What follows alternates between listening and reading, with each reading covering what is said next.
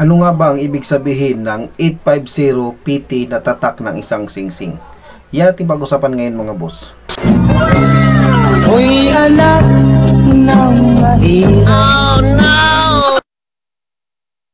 Sindakan lang yan eh. Ginagawa mo! Kala mo hindi kita papatulan ha?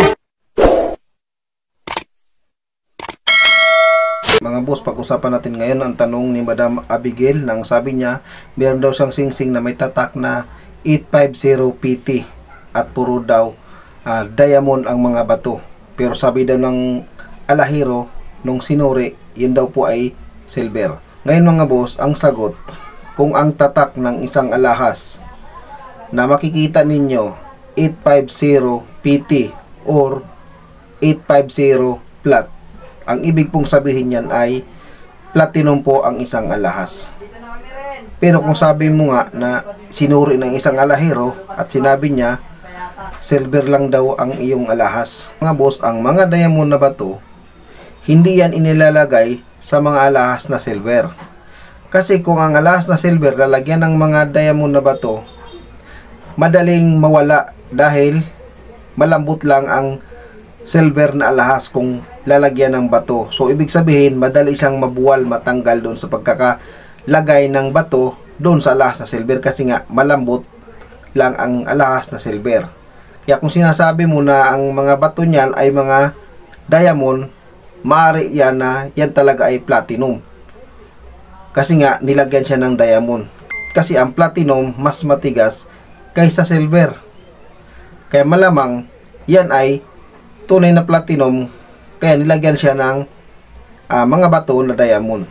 Pero tandaan nyo mga boss, hindi porket nakikita natin sa ating mga lahas na nakalagay nga dyan na PT 850 or 850 flat, hindi po ibig sabihin na talagang platinum din ang isang alahas.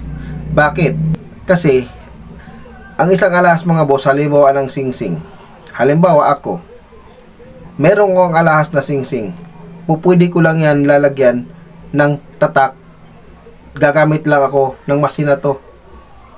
Yan po ang masina yan. Doon po isasalang ang mga kagaya ng halimbawa singsing. Isusulat lang po dyan ang nakalagay na PT 850 or 850 platinum. Pupwede yan mga boss. Kasi halimbawa ako nga, ang alas ko ay silver, susulatan ko lang siya kasi nga marunong akong gumawa.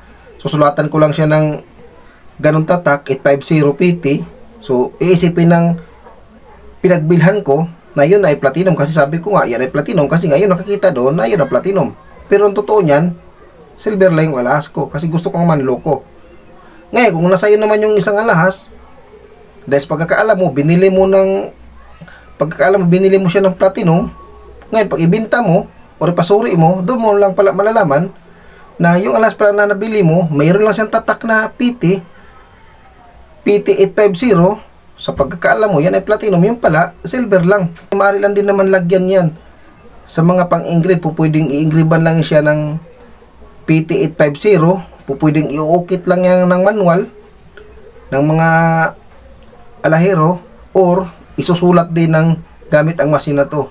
Isusulat lang doon ang salitang PT 850 or PT 950. So, ang ganong mga tatak kasi mga boss, tumutukoy siya sa platinum. Tandaan nyo mga boss. So, pinakadabis talaga na paraan dyan, maipasuri ninyo, kasi sabi mo nga, tinignan ng isang alahero at sinabi silver.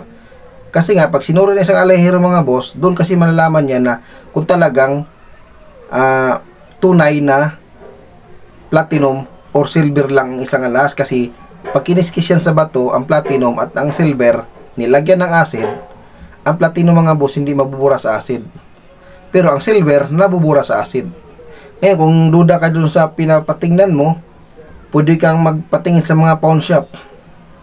Pasuri mo sa mga pawn shop kung talagang tunay ba na platinum. Kasi sabi ko nga, huwag rin tayong basta-basta magbase lang sa tatak na natin nakikita at yun nga ang klase ng alahas kasi nga pupwede lang din siyang ilagay. Kaya muli mga boss, huwag tayong magdidepende sa ating mga nakikita na tatak para lang masasabi natin na yun talaga ang klase ng isang alahas. Kasi sabi ko nga, pwede siyang lalagyan lang ng tatak. Lalagyan ng palatandaan na patunay na yun nga ang isang uri ng isang alahas, kasi pwede lang siyang isusulat o ilalagay. And kung gusto naman ng manloko ng mga bibili, pwede niya rin sabihin na silver lang din ang alahas mo.